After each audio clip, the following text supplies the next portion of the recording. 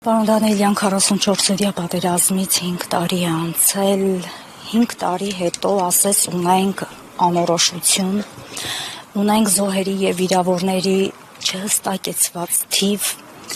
պետական անտարբերություն,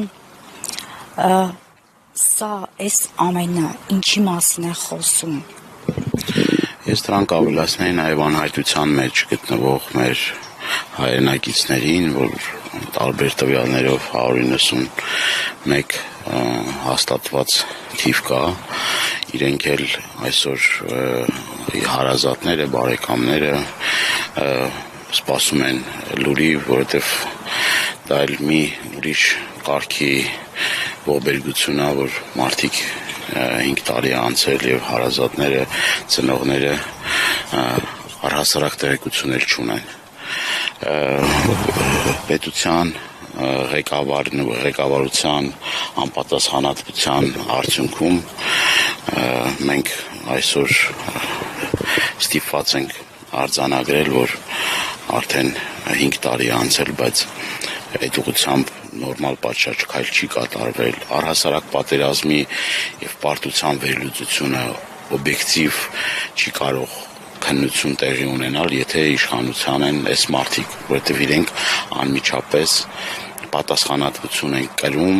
բանակցային գործընթացը ձախողելու, իրենք պատասխանատվություն են կրում պատերազմը ոչ պատշաճ կազմակերպելու, իրենք պատասխանատվություն են կրում ոչ միայն 44-օրյա պատերազմի համար, այլ այն ամեն աղետների համար, ինչը որ բերել հասցրել են մեր ժողովրդին, մենք այսօր ցավոք սրտի մեր օրացույցով գրեթե ամեն ամիս տարբեր պատերազմների, տարբեր արհավիրքների հիշատակի օրեր ենք ունենում, ցավոք սրտի այդ հիշատակի օրերը և խոնարհումի օրերը իրենք գիտեք, կազմակերպում են խրախճանքներ, կազմակերպում են ֆեստիվալներ և տարրական ապրումակցումը մարդկանց ցավին դարման լինելը չի կատարվում իշխանությունների կողմից։ Մենք տեսնում ենք, որ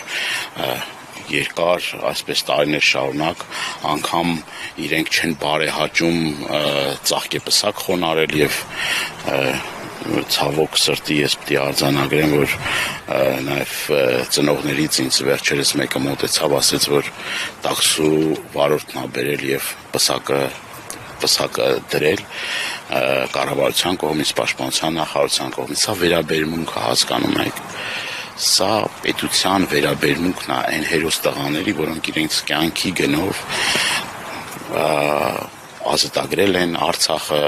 հետո իրենց կյանքի գնով Հայաստանի Հանրապետության տարբեր սահմաններն են պահել և այսօր էլ ծնողների նկատմամբ այդ վերաբերմունքը, գիտեք, որ Եռաբլուրում ինչպիսի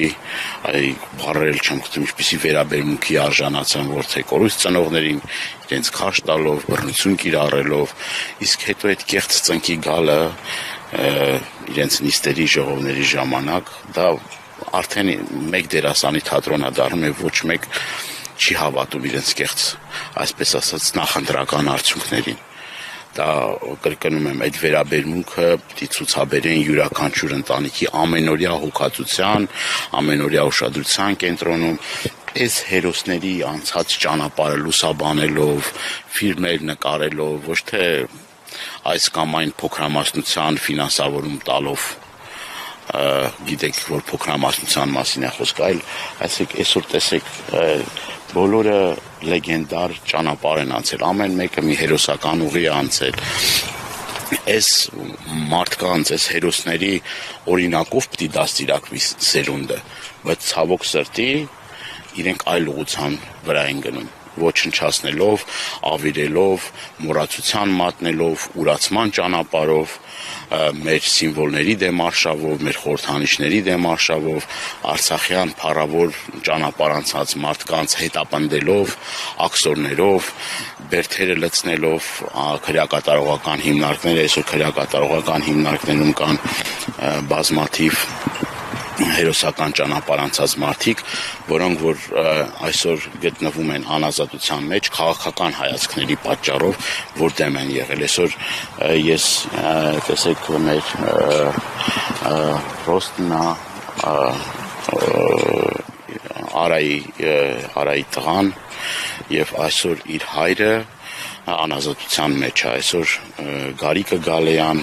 հերոս Մխիթար Գալեյանի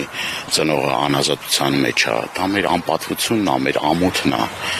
Եվ տենց շատ մարդիկ, որոնք որ ամենաթանկն են տվել մեր երկրին, մեր պետությանը, մեր ժողովրդին, այսօր ստիպված են, չգիտեմ, բերդերում, չգիտեմ, զնդաններում, այդ վիշտը իրենց սրտում, այդ մորմոքը իրենց սրտում, այդ ծանր առողջական վիճակով էլի ինտեղից պայքարել հանուն մեր պետականության, հանուն մեր անկախության, հանուն հարատև Հայաստանի եւ նորից եմ կրկնում, մենք երբեք չենք կարող լիարժեք պետություն եւ ազգ դառնալ, եթե մենք արժանավույնս չենք